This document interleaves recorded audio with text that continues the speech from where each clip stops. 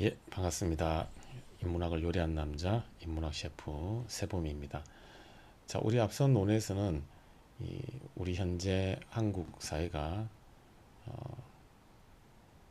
단일 민족이라고 하는 그러한 패러다임을 넘어서 다양한 문화 패턴을 가진 구성원들과 함께 공존할 수밖에 없는 그러한 상황에 직면하고 있고, 이러한 상황을 우리가 다문화 사회로 규정할 수 있고, 이러한 다문화 사회는 밝은 측면과 어두운 측면을 가지고 있다. 자, 그 어두운 측면 중에 하나가 바로 다양성의 다양성에서 비롯하는 차이, 이러한 차이가 차별로 변질되는 생각의 왜곡이 발생하는데, 이로 인해서 심각한 사회 갈등이 우려된다. 반면에 이 다문화 사회가 가지고 있는 이 밝은 측면 중에 하나가 바로 제3의 문화라고 하는 창의성을 우리가 기대할 수 있고, 이어서 현재 한국 사회가 직면하고 있는 저출산 고령화로 인해서 국가 경쟁력이 온전히 확보되지 않을 수 있는데, 외국의 인적 자원이 유입되는 다문화 사회라고 하는 맥락에서는 이러한 한국 사회의 문제점을 보완하여 국가 경쟁력을 온전히 확보할 수, 온전히 확보할 수 있는 그러한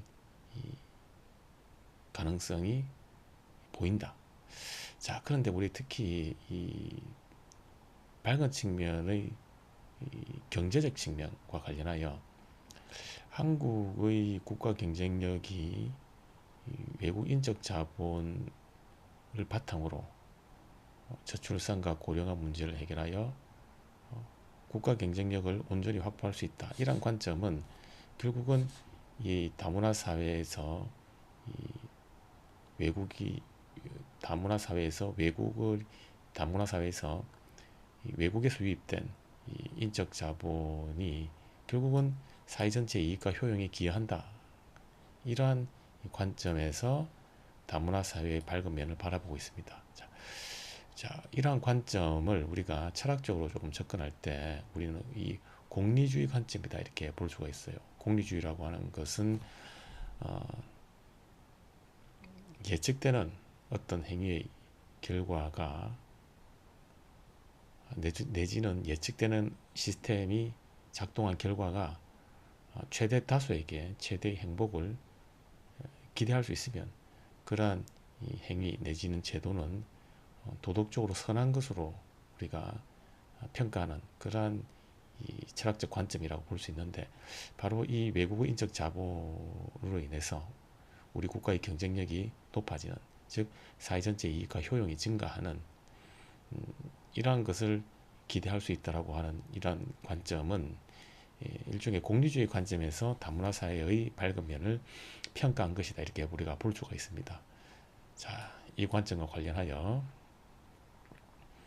이렇게 어떤 행동이나 제도가 사회 전체에 얼마나 큰 이익과 행복을 가져다 주는가를 기준으로 삼는 윤리적 입장을 바로 공리주의라고 부른단다. 최대 다수의 최대 행복이라는 원칙으로 유명하지. 자, 이 공리주의 관점에서 보면 외국인 근로자 유입은 국가의 노동력 부족을 해결하고 경제를 성장시켜 우리 사회 전체의 행복 총량을 크게 늘려주기 때문에 매우 긍정적이고 가치 있는 현상으로 평가받지. 자, 그래서 한 번 더 언급하지만 우리 공리주의는 결국은 이 예측되는 행동이나 제도의 결과가 최대 다수의 최대 행복이라는 원칙에 부합하면 그 제도와 행동은 도덕적으로 선하다, 즉 긍정적이다 라고 하는 것으로 우리가 받아들이게 됩니다. 여기서 최대 다수의 최대 행복이라고 하는 것을 더 간단하게 이야기하면 우리가 유용성이라고 볼 수 있습니다. 유용성, 유틸리티 유용성이라고 볼 수 있는데, 결국은 이 유용성이 증가하는 유용성의 증가가 기대되는 행동이나 제도는 선한 것이고, 반면에 유용성이 아니라 고통이나 쾌락이 증가하는 행동이나 제도는 도덕적으로 옳지 않다, 선하지 않다 악하다 이렇게 평가하는 관점이라고 볼 수가 있어요. 그런데 이 외국인 근로자 유입이 사회 전체의 이익과 행복에 기여하니 결국은 이 다문화 사회의 밝은 측면으로 우리가 해석을 할 수 있고, 그리고 다문화 사회를 긍정적으로 생각할 수 있는 하나의 근거가 우리가 될 수가 있습니다. 실제로 우리 한국 사회는 고령화와 저출산으로 인해서 노동력이 부족하고, 이로 인해서 국가 경쟁력이 위기에 처할 개연성이 있죠. 자, 그런데 이 외국인 근로자라고 하는 인적 자본이, 이 인적 자본을 바탕으로 우리가 이러한 문제를 극복한다면 결국 국가 경쟁력이 향상되는, 즉 사회 전체의 이익과 행복이 커지는, 결국 행복 총량이 극대화되는 이러한 가능성이 매우 높기 때문에 우리가 다문화 사회를 긍정적으로 받아들여야 된다. 자, 이런 판단 역시 우리가 공리주의 관점에서 이렇게 볼 수가 있습니다. 자, 그런데 여러분이 여기서 진지하게 생각해야 될 부분은, 이 외국인 근로자를 과연 우리가 이렇게 공리주의 관점에서만 그 가치를 평가하는 것이, 물론 긍정적인 측면이 있지만 국가 경쟁력 도약이라고 하는, 과연 이것만으로 충분한가? 즉 외국인 근로자의 유입, 다문화 사회로 인한 외국인 근로자 유입, 외국의 인적 자본이 유입되는 것을 단순히 이렇게 사회 전체 이익과 행복이 증가하는 행복 총량의 증가라고 하는 그러한 이 유인가로만 우리가 평가하는 것이 온전한가, 아무런 문제가 없는가에 대해서 우리가 한번 고민을 해볼 필요가 있어요. 자, 그런 문제의식을 가지고 잘 따라오기 바랍니다. 자, 그런데 민주나 도연아, 여기서 선생님이 조금 무겁지만 아주 중요한 질문을 하나 던져볼게. 만약 우리가 이주민들을 오직 우리나라의 경제를 살려주는 노동력으로만 생각한다면 어떨까? 만약 그분들이 일하다가 크게 다치거나 나이가 들어서 더 이상 경제적인 이익을 주지 못하게 된다면 우리 사회에서 가치가 없어지는 걸까? 가차 없이 내쫓아도 되는 걸까? 자, 그래서 제가 문제를 제기한 것처럼 이 외국의 인적 자본, 다문화 사회에서 우리와 공존해야 하는 이 외국인 인적 자본을 공리주의 관점에서만 평가하는 것이 어떤 문제에 직면할 수 있는가를 우리가 예측을 해볼 수 있어요. 결국 공리주의는 예측되는 결과가 그 유용성의 증가로 이어지느냐 그렇지 않느냐로 어떠한 제도나 행동의 도덕적 선악을 평가하게 됩니다. 그런데 그 외국인 근로자가 사회 전체의 이익과 행복을 증가시킨다, 즉 행복 총량을 극대화한다는 그러한 유인가로 인해서 우리가 그들을 매우 긍정적으로 평가를 했어요. 그런데 이러한 공리주의식 사고방식에 지나치게 매몰되면 어떤 문제에 직면하느냐, 만약에 그들이 지금은 우리에게 행복 총량의 극대화에 기여하지만 만약 그분들이 일하다가 크게 다치거나 여러 가지 이유로 인해서 더 이상 경제적인 이익을 우리 한국에 가져다 주지 못한다.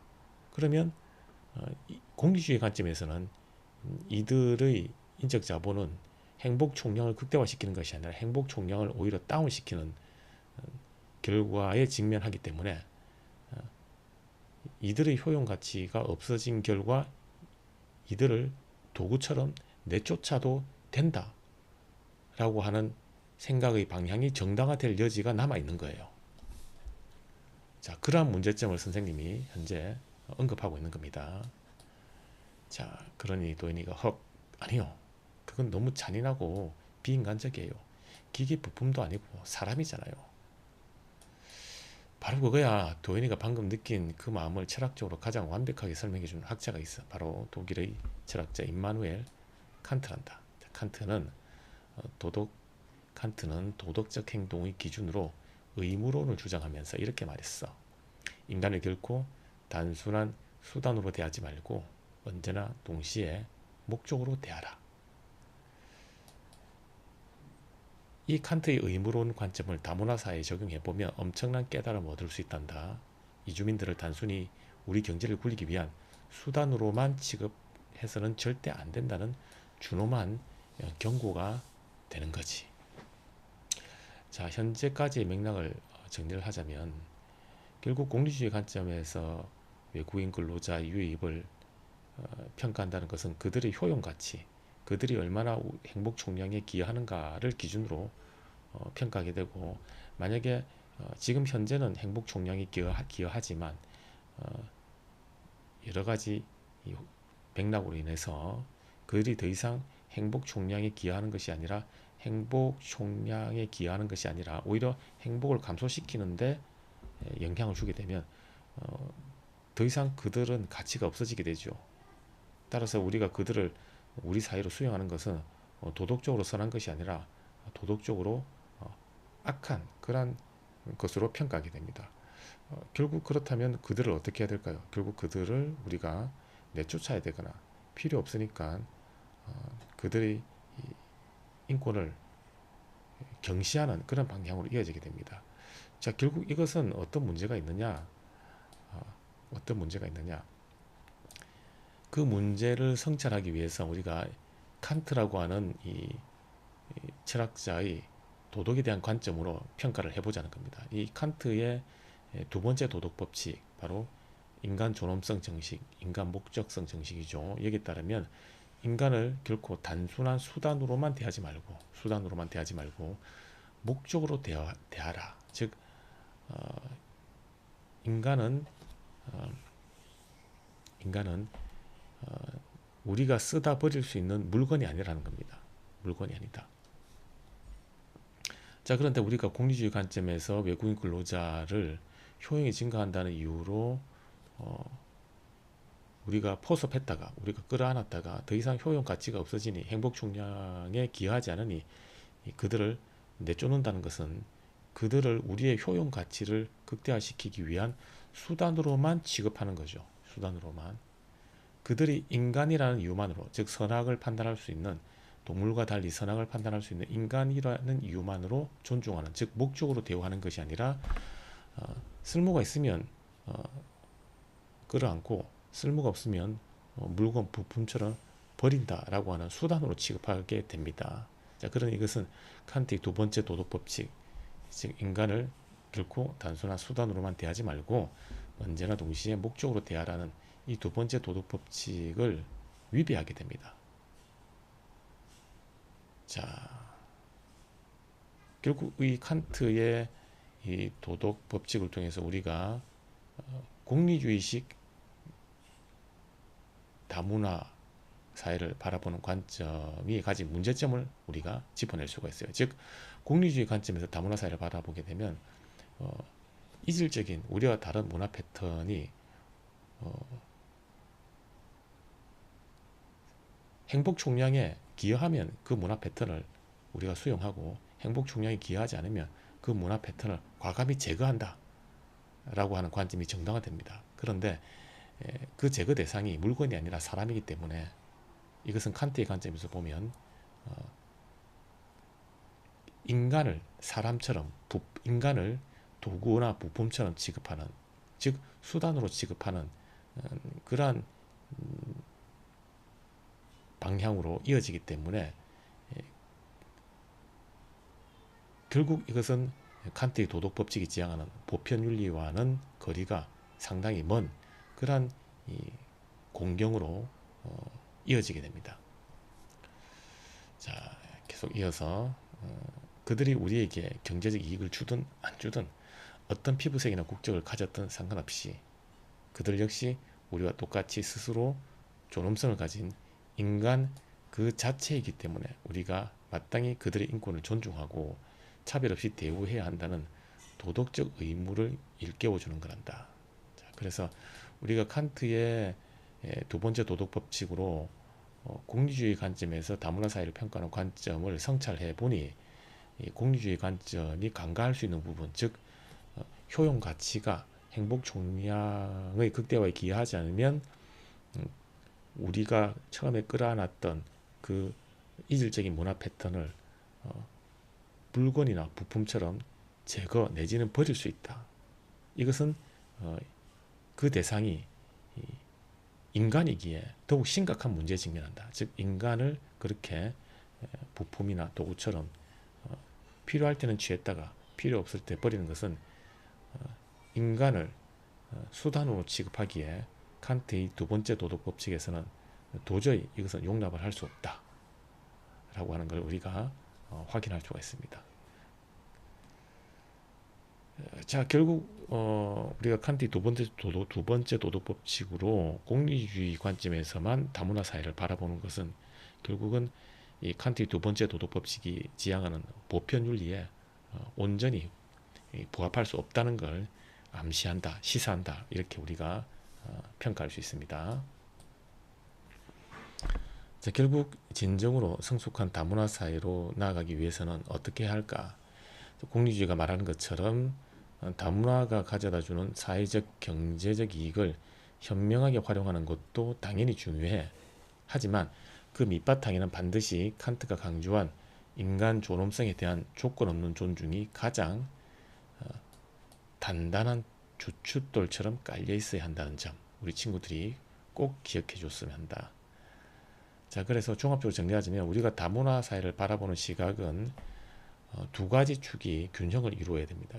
하나가 공리주의 관점에서 이런 다문화 사회에서 우리와 다른 이질적 문화 패턴을 가진 그들이 사회 경제적으로 이익이 된다는 관점 역시 우리가 간과해서는 안 되지만, 이 관점이 가진 문제점, 즉 인간을 수단으로 취급할 수 있다.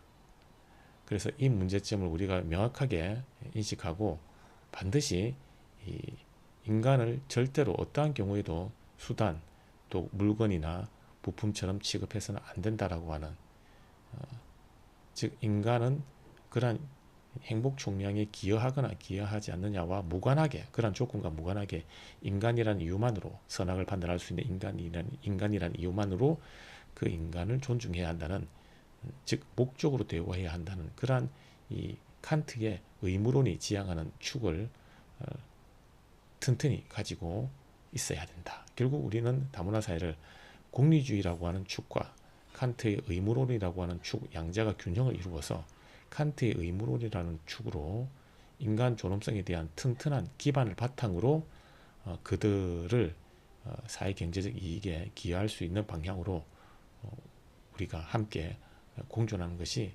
현명한 건전한 관점이 아닌가, 이렇게 우리가 정리를 할 수가 있습니다. 자, 도연아, 우리가 방금 칸트의 철학을 통해 이주민을 동등한 인격체이자 목적으로 대우해야 한다는 아주 중요한 도덕적 마음가짐을 확인했어. 그런데 여기서 선생님이 질문을 하나 해볼게. 우리 사회 구성원 모두가 각자 마음속으로 외국인을 차별하지 말아야지, 관용을 베풀어야지 라고 개인적으로만 다짐한다면 다문화 사회의 갈등이 완벽하게 해결될 수 있을까? 자, 현재 선생님이 제기하는 문제는 도덕적인 태도만으로, 개인적 차원의 도덕적 태도를 갖추는 것만으로 우리가 다문화 사회에서 이질적인 문화 패턴을 가진 그들과 공존을 할 수 있느냐, 이런 문제를 제기하고 있어요. 자, 여러분, 도덕이 가진 이 한계 중에 하나는, 도덕은 개인의 자유의지에 맡기는 겁니다. 즉 그 개인이 도덕의 영역에서 그런 도덕과 관련된 어떤 행동을 하지 않는다고 해서 법적인 처벌을 가해지지는 않습니다. 도덕적인 비난을 할 수는 있겠죠. 하지만 강제로, 법적인 강제의 바탕을 두고 처벌을 할 수는 없어요.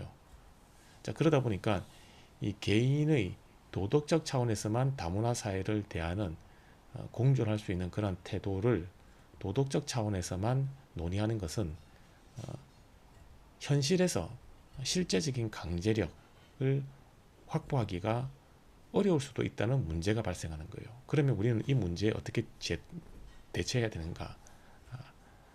자, 결론부터 이야기하자면 개인의 도덕적인 차원, 더불어서 그러한 개인의 도덕적인 태도가 가진 한계, 즉 현실에서 강제성이 결여될 수 있다. 그러면 우리는 어떻게 하면 어, 현실에서 그러한 강제성이 결여될 수 있는 문제를 해결할 수 있는가? 바로 제도적 차원의 보완이 필요하다는 겁니다. 제도적 차원의, 물론 이 제도적 차원의 보완은 법으로 구체화되겠죠. 그래서 우리가 다문화 사회에서 이질적인 문화 패턴과 공존해야 되는데 그러한 공존의 과정에서 그들을 대하는 도덕적인 태도도 중요하지만 그러한 도덕적 태도가 강제성이었기에 현실에서 온전히 작동하지 않을 수 있다. 따라서 그들과 공존할 수 있는 그러한 강제성을 마련하기 위해서는 우리가 제도적 차원의 법적인 차원의 구체화가 필요하다. 이렇게 볼 수가 있습니다. 자, 이와 관련하여 아니요, 무리일 것 같아요. 아무리 다 같이 착하게 살자고 다짐해도 꼭 편견을 가지고 남을 차별하는 사람은 생기잖아요. 마음속으로만 생각하면 실제로 누군가 억울하게 차별을 당했을 때 보호해줄 방법도 없고요. 자, 그래서 도현이가 언급한 것처럼 이런 도덕적인 차원에서만 공존을 지향하는 것은 강제성이었기에 현실적 작동 가능성이 부족하다는 걸 우리가 확인할 수 있어요.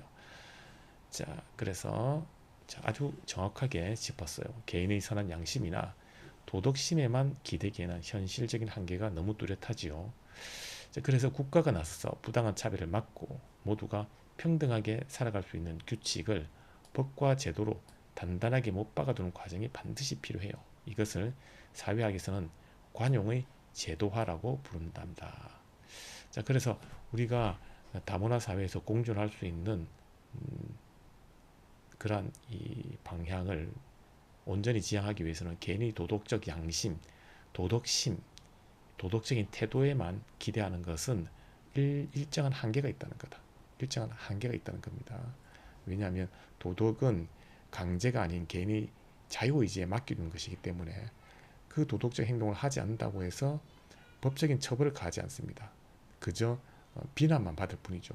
그렇기에 이 도덕적인 차원에서 개인에게 공존의 태도와 행동을 요구하는 것은 현실적인 작동 가능성이 떨어질 수가 있다는 거예요. 강제성의 부족으로 인해서. 그래서 강제성을 보완할 필요가 있는데 이러한 강제성을 마련하는, 그래서 현실적인 작동 가능성을 높이는, 공존의 작동 가능성을 현실적인 차원에서 좀 더 높일 수 있는 대안이 바로 이 강제성을 보완하는 제도적 법적인 차원이 요구된다는 겁니다. 즉 그들을 우리와 함께 살아가야 하는 동반자로서 그저 도덕적인 차원의 관용을 기대해서만은 안 되고 그러한 관용을 그들과 공존해야 된다는 그러한 관용의 태도를 우리가 법과 제도로서 제도화하여 강제적 장치를 마련하여 공존이 실제로 현실에서 작동 가능할 수 있는 그러한 토대, 기반을 우리가 확보할 필요가 있다. 이렇게 정리를 할 수가 있습니다. 자, 얘들아, 우리가 앞서 칸트의 철학을 통해 이주민을 수단이 아닌 동등한 인격체이자 목적으로 대우해야 한다는 도덕적 의무를 배웠지. 자, 그런데 여기서 아주 현실적인 질문을 하나 던져볼게. 우리 사회 구성 모두가 각자 마음속으로 외국인을 차별하지 말아야지 다짐만 한다면 다문화 사이의 갈등이 완벽하게 해결될 수 있을까? 아니요. 아무리 다 같이 착하게 살자고 다짐해도 꼭 편견을 가지고 혐오하는 사람들은 생기잖아요. 개인의 선한 양심에만 기대면 실제로 우리 누군가 억울하게 차별을 당했을 때 지켜줄 강력한 방법이 없을 것 같아요. 자, 그린 선생님이 민준이가 아주 정확하게 짚었어. 그래서 국가가 나서서 이 부당한 차별을 막고 모두가 평등하게 살아갈 수 있는 규칙을 법과 제도로 단단하게 못 박아두는 과정이 반드시 필요해. 관용의 제도화라고 할 수 있지. 자, 그래서 이 다문화 사회에서 우리와 서로 다른 문화적 패턴을 가진 그들과 공존하기 위해서는 개인의 도덕적인 차원에 호소하는 방법도 물론 매우 중요하지만 이것이 가진 한계, 즉 강제성의 결여 부족으로 인해서 현실적 작동 가능성이 부족하다. 어떻게 우리는 이 한계를 보완할 수 있는가? 자, 이 문제와 관련하여 그 대안이 바로 법과 제도로서 그 강제성을 확보할 필요가 있다. 즉 도덕적 차원에서 그들과 공존하자는 관용의 태도를 법과 제도라고 하는 이 강제성을 부여하여 결국은 관용의 제도화로 우리가 나아갈 필요가 있다. 이렇게 우리가 정리를 할 수가 있어요. 그러면 이 관용의 제도화를 강조한 철학적 관점에 대해서 우리가 조금 더 깊이 있게 살펴보도록 하겠습니다.